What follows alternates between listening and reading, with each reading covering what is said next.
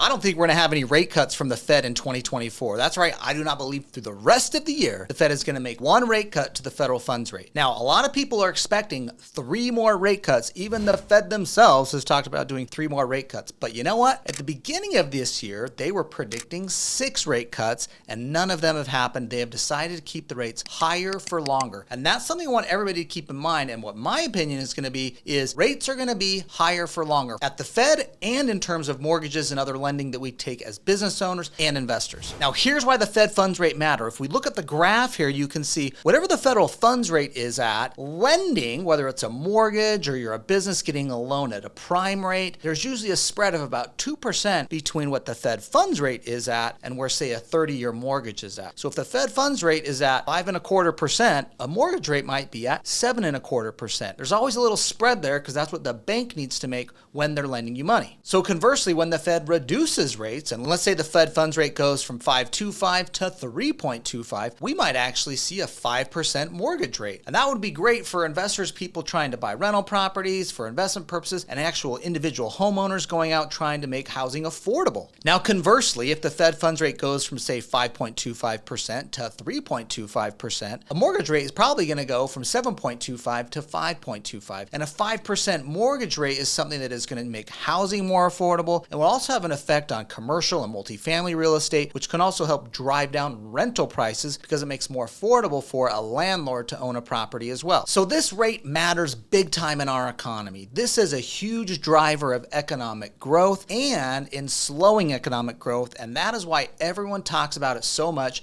and why the Fed wields so much power over us. So my big takeaway here for any business owner or investor is stop waiting for the Fed to cut rates. Stop thinking that once the Fed cuts rates, my business or my investments will do better. If you're waiting for that to happen, you are planning to fail. You have got to know how to take action and make decisions in any economy, in any environment right now. So you need to shift your strategy for your business or investments to the current situation, not to what you want it to be or following every headline and news article that says inflation is rising and the Fed's going to cut rates and I'm just waiting for the Fed to cut rates and all my problems are going to be solved when the Fed cuts the rates. Even for you people buying your first home or someone that wants to buy investment real estate, one of the great pieces of advice out there is marry the property, date the rate. Because as interest rates go down, you can always refinance down to the lower rate, but you've locked in your purchase. What most people believe, and what I believe to be true, is when rates go down, as long as we still have a strong economy, which the Fed is trying to thread the needle there and make sure we have the quote-unquote soft landing. But as rates go down, prices for real estate is likely going to go up. Prices for businesses you may acquire and other deal activity that occurs are going to go up. And if prices are going to go up, that's going to make those things more expensive. So you might as well acquire the assets, the home, the investment property, in a higher rate environment where there's less competition for those assets and you can get them at a good price,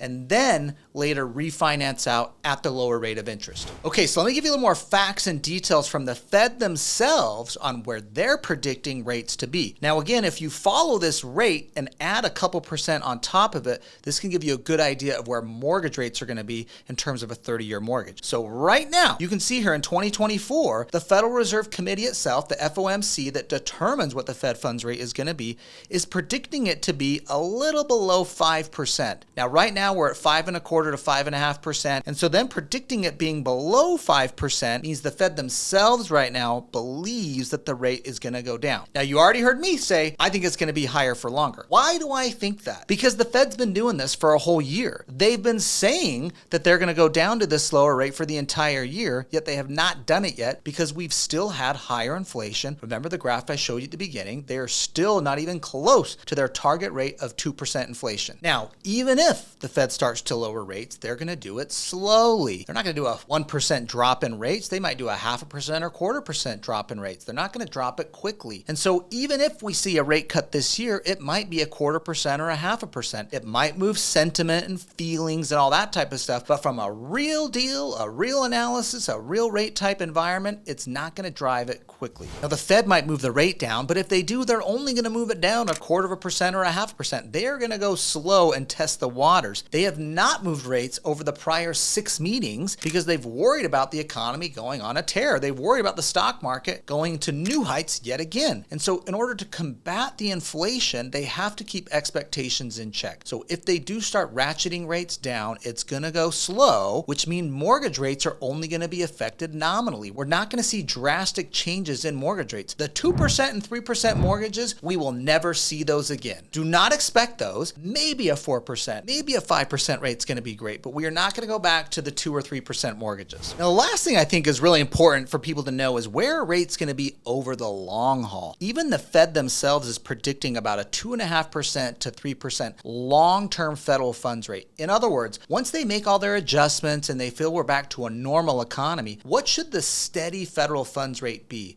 And right now we're looking to be at about 2.5% to 3%. Most professionals I've seen are predicting around a 3%, maybe up to a 3.5% long-term federal funds rate. Again, you throw 2% on top of that in terms of a mortgage rate, just approximating here, that's a 5.5%, maybe 6% mortgage. And so if I went out and I bought a property now or some investment now at a 7.5% mortgage, I could refi that down to a 6 or 5.5% rate later once we get into a normal, quote unquote, economic environment. Now, the rate at which we borrow is critical. It is huge and it is so important for real estate investors, business owners, people trying to grow and build wealth, people trying to buy a home. This is a critical factor, but do not wait to take advantage of opportunities in the market right now. Change your strategy. If you're waiting for things to happen, you are going to be falling behind. Change the strategy. Maybe look at it in terms of opportunities to buy right now, whether this is real estate, businesses, or your first home. And remember, I know this concept's been out there for a while, but it really rings true to people to take advantage and be strategic about how to act in today's market. Date the rate, marry the property. The most successful investors and business owners I see stay engaged. They change their strategy based on the market that's happening around them. They're not trying to control the wave or wait for the wave to change. They're freaking riding the surfboard on whatever wave is out there. That's what smart investors and business owners need to be doing. That's what I'm trying to do every day here and what our investors that are successful at Directed IRA are doing in their accounts. Now, please subscribe to my channel here. I'm always trying to come back with tips about how to help you build wealth and take care of your financial future. We'll see you next time.